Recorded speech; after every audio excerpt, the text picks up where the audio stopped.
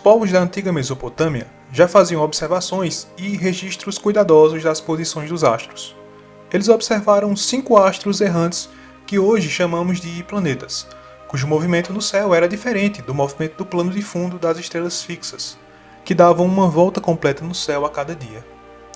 Um desses astros errantes, visível a olho nu, era Saturno, a quem Carl Sagan chamou de a joia do Sistema Solar.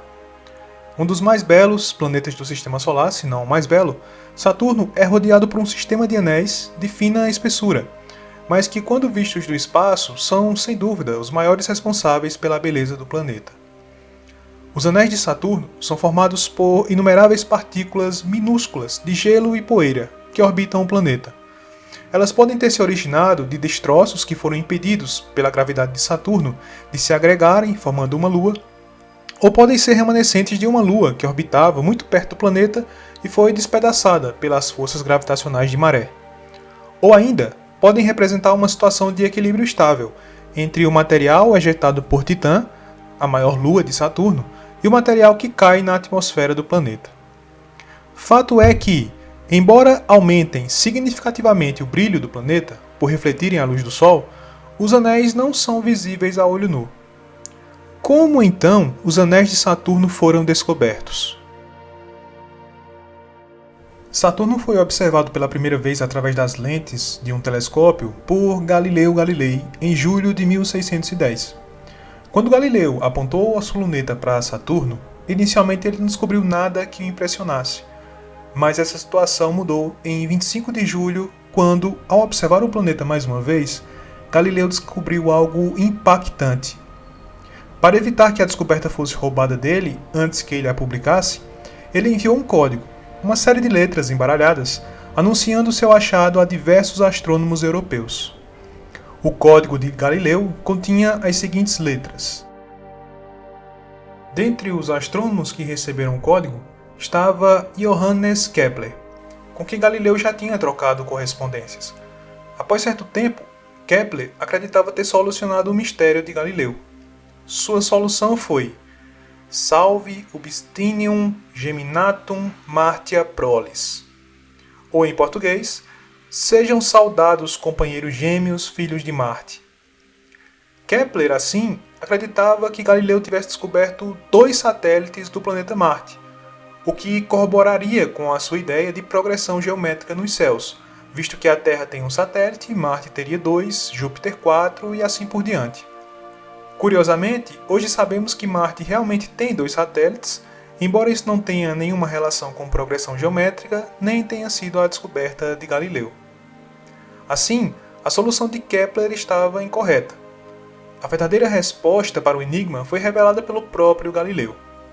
Altissimum planetam tergeminum observavi, que em português significa observei o mais alto dos planetas em formação tripla.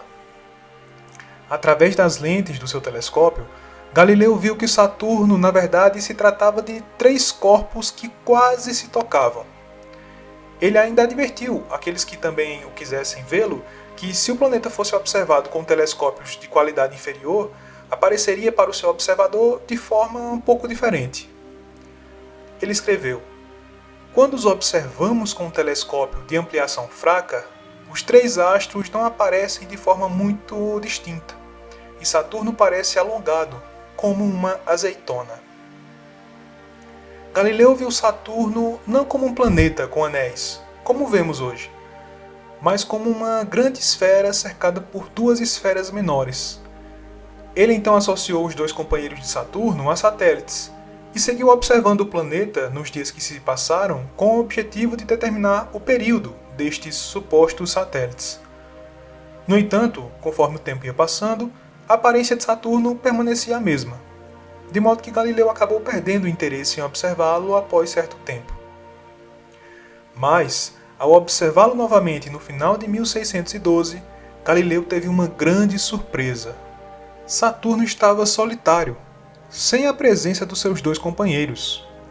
Em uma carta, Galileu escreveu: o que dizer de uma metamorfose tão estranha? Talvez as 2 estrelas menores tenham sido consumidas como manchas solares? Talvez elas tenham desaparecido e fugido de repente?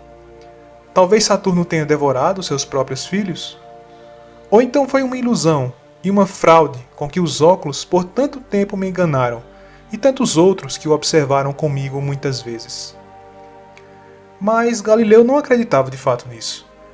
Ele inclusive previu que os companheiros de Saturno iriam reaparecer, o que realmente aconteceu nos meses seguintes.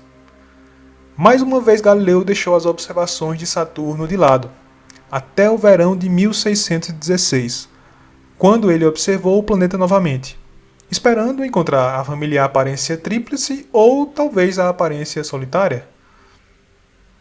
Em vez disso, ele foi presenteado com outra surpresa. Os dois companheiros de Saturno mudaram de forma. Não eram mais dois globos pequenos, se tornaram maiores e mudaram de aparência. Pareciam corpos ovais com manchas pretas no centro. Galileu não conseguiu chegar a nenhuma conclusão que explicasse as mudanças do planeta. Outros astrônomos da época também observaram Saturno, como foi o caso de Pierre Gassendi, que fez observações sistemáticas do planeta. No entanto, os resultados e as conclusões não foram muito diferentes das de Galileu. Mas será que o problema da forma de Saturno era apenas uma questão da qualidade dos telescópios? Por volta da década de 1650, um grande número de observações de Saturno foram realizadas, o que acabou por gerar um igualmente grande número de publicações das ilustrações das várias aparições do planeta. Então, será que podemos concluir que essa proliferação de informações tornou mais simples a solução do mistério?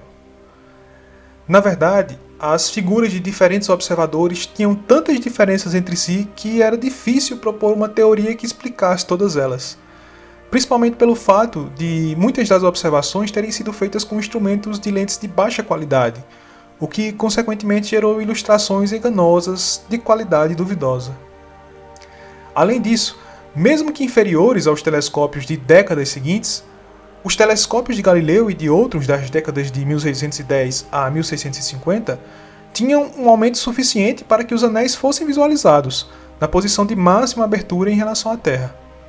No entanto, a maioria das teorias que iam surgindo tentavam explicar o mistério com base no movimento de satélites que orbitavam o corpo central. Foi apenas em 1655 que o mistério de Saturno acabou sendo resolvido. Em 25 de março de 1655, o cientista holandês Christian Huygens fez a sua primeira grande descoberta. Saturno tinha de fato uma lua, uma pequena estrela que orbitava Saturno de forma semelhante às luas galileanas de Júpiter. Huygens tinha acabado de descobrir Titã, a maior das luas de Saturno. Ele logo chegaria também à solução do problema de Saturno, tendo, da mesma forma que Galileu, escrito sua descoberta na forma de um código.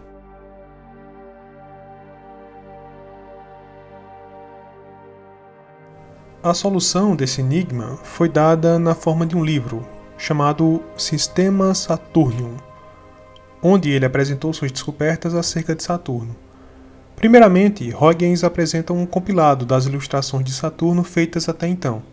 Ele critica as observações de alguns de seus predecessores e atribui o fracasso destes de resolver o problema de Saturno à inferioridade de seus telescópios. Huygens era seguidor das ideias do filósofo e matemático René Descartes, que tinha desenvolvido uma interessante teoria sobre o movimento dos astros. Descartes acreditava que o universo era totalmente preenchido por algum tipo de matéria. Para ele não havia espaço para o vácuo. Também não havia espaço para a existência de forças que atuassem à distância. No seu universo só podiam existir forças de contato. Para explicar o movimento dos astros, Descartes acreditava que o Sol, ao rotacionar em torno de si mesmo, gerou na matéria ao seu redor um vórtice de partículas, girando no mesmo sentido da sua rotação.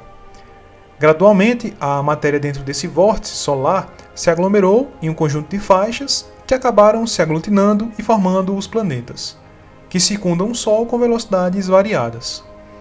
Alguns dos planetas também giram em torno dos seus próprios eixos e assim criam seus próprios vórtices menores, onde giram os satélites. Utilizando a teoria dos vórtices de Descartes, Huygens comparou os vórtices da Terra e de Saturno.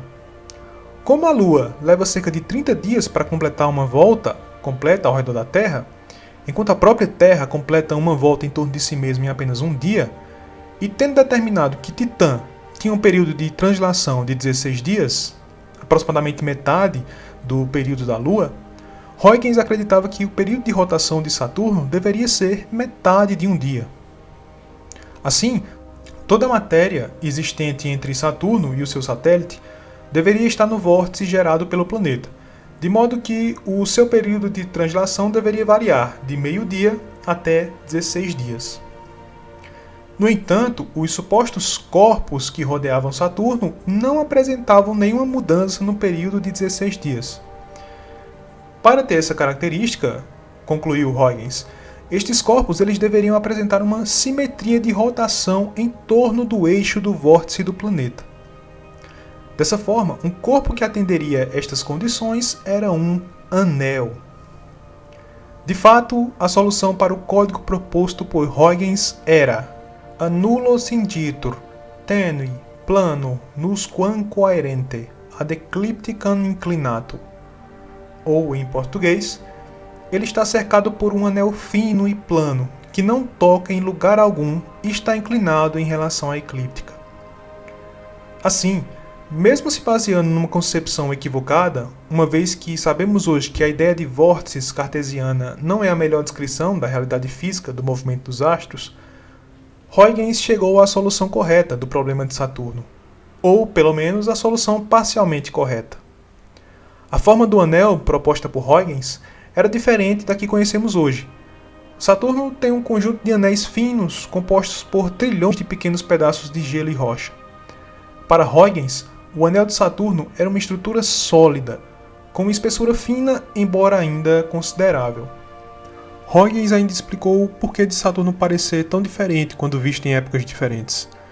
Ele considera que a inclinação do anel em relação à eclíptica está fixa, de forma que quando o planeta percorre sua órbita, visto da Terra, sua aparência varia significativamente, o que explicaria as diferentes formas e ilustrações que foram feitas dele. A explicação de Huygens é muito bem ilustrada em um desenho que ele apresenta na sua obra. Apesar de o próprio Huygens argumentar que o seu telescópio era superior ao de outros astrônomos da época, visto que foi o primeiro capaz de observar um satélite de Saturno, além de desvendar a verdadeira natureza de seus anéis, tudo indica que isso não era verdade. Estudos recentes realizados em seus instrumentos confirmaram que não eram melhores que os outros de sua época, seja em poder de ampliação ou qualidade óptica. Além disso, para solucionar o problema de Saturno, Huygens não pôde ter feito observações diretas dos anéis, visto que, quando chegou à sua solução, entre o fim de 1655 e o começo de 1656, os anéis não eram visíveis da Terra. Na época da descoberta de Huygens, outras teorias concorrentes surgiram para tentar resolver o problema de Saturno. Para confirmar a hipótese do cientista holandês, a Accademia del Cimento, uma sociedade fundada em Florença, na Itália, por alunos de Galileu, construiu um modelo de Saturno em pequena escala, baseado na hipótese de Huygens. E o observou de diferentes distâncias, de diferentes posições, a olho nu, com pequenos telescópios. A conclusão foi de que o modelo de Huygens era muito superior a qualquer outro para explicar as formas aparentes do planeta. No entanto, não importa os ajustes que fizessem no modelo, o anel jamais pôde ser construído de uma forma tão fina de forma a desaparecer quando visto lateralmente. Tendo a hipótese de Huygens solucionado o problema de Saturno, de uma hora para outra, outros observadores começaram a enxergar também os anéis. Mas Saturno ainda tinha mais uma surpresa para os astrônomos do século XVII. Giovanni Domenico Cassini foi um astrônomo e matemático italiano que chegou a trabalhar com Huygens na Academia de Ciências de Paris em 1669. Cassini costumava dedicar um longo tempo às observações de manchas solares, de Júpiter e de Saturno, chegando inclusive a descobrir mais 4 satélites deste. Em uma carta de 25 de setembro de 1676, Cassini informa seu destinatário das novas observações das manchas solares, juntamente com um pequeno desenho de Saturno. mas com uma sutil diferença nesse desenho de qualquer desenho feito por qualquer outra pessoa. Os anéis estavam separados por uma divisão.